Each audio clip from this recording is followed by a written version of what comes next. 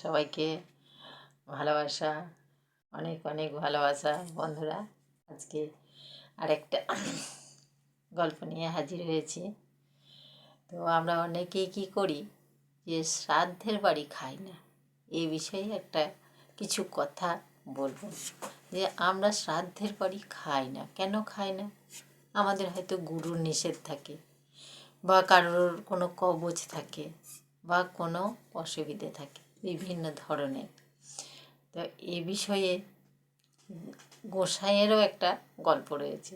তা আমি সেই গল্পটাই আজকে আপনাদেরকে শোনাবো। একটি বৈষ্ণব ভক্ত কোথাও যাচ্ছে হেঁটে, তখনকার দিনে হেঁটেই যাওয়া আসা বেশি প্রচলন ছিল।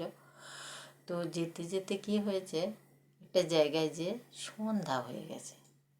তা সন্ধ্যা হতেই উনি সন্ধ্যাবেলায় একজন ব্রাহ্মণের সঙ্গে দেখা। বুঝতেই পারছেন যে উনি আর হয়তো বেশি দিন যেতে পারবেন না রাত্রেবেলায়। তখনকার দিনে এত আলোর ব্যবস্থাও ছিল না। তো একজন ব্রাহ্মণের সঙ্গে দেখা। তা ব্রাহ্মণ বৈষ্ণবকে শুধিয়েছেন যে কোথায় যাবেন, কী বৃত্তান্ত। তা শুনে টুনে তারপর ব্রাহ্মণ বলেছেন, দেখুন আপনি তো রাত্রে যেতে পারবেন না, আর আমি হচ্ছি ব্রাহ্মণ, আমার ঘরে কৃষ্ণ সেবাও আছে, তো আপনি আমার বাড়িতে রাতটা থাকতে পারেন। তো বৈষ্ণব যখন দেখেছেন যে সত্যি তো যাওয়া যাবে না, তাহলে থাকার সিদ্ধান্ত নিয়ে নিয়েছে যে হ্যাঁ ঠিক আছে, তাহলে আমি আপনার বাড়িতে আজ রাতটা থেকে কালকে সকালে যাব। আর একটা কথা, যে ব্রাহ্মণের কিন্তু ঘরে কেউ নাই, ব্রাহ্মণ একাই থাকেন। ব্রাহ্মণ নিজেই রান্না করেন, নিজেই থাকেন, নিজেই খান, আর কেউ নেই। বেশ নিরিবিলি পরিবেশ, বৈষ্ণবের খুব ভালোও লেগেছে। তো চলে এসেছে।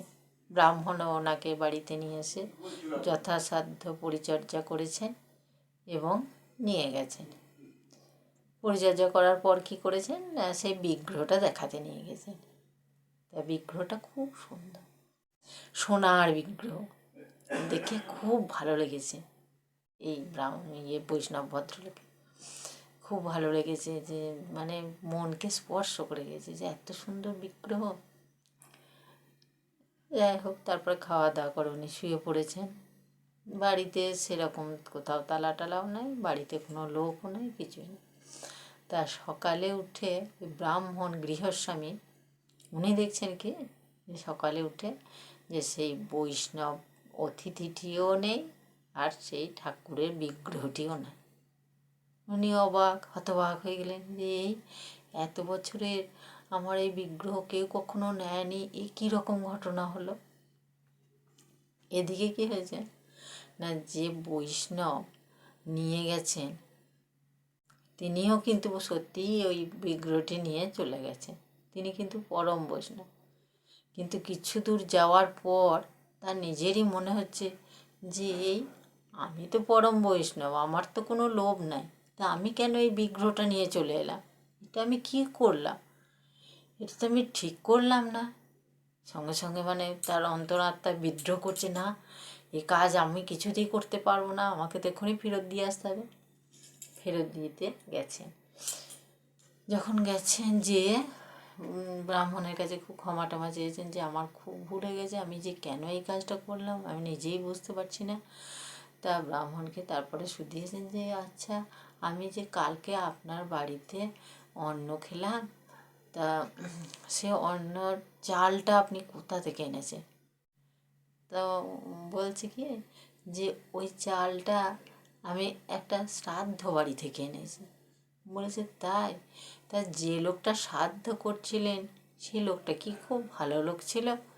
বলছে না, সে লোকটা খুব একটা ভালো লোকে বলে না, লোকে বলে ও লোকে সবাই ওকে চোরই বলতো, বলছে ও নাকি চোর ছিল। তাহলেই বুঝুন কীরকম। উনি বললেন, হ্যাঁ তাহলে আমার এই কাজটা আমি বুঝতেই পারছি যে কেন আমি এই কাজটা করে ফেলেছি।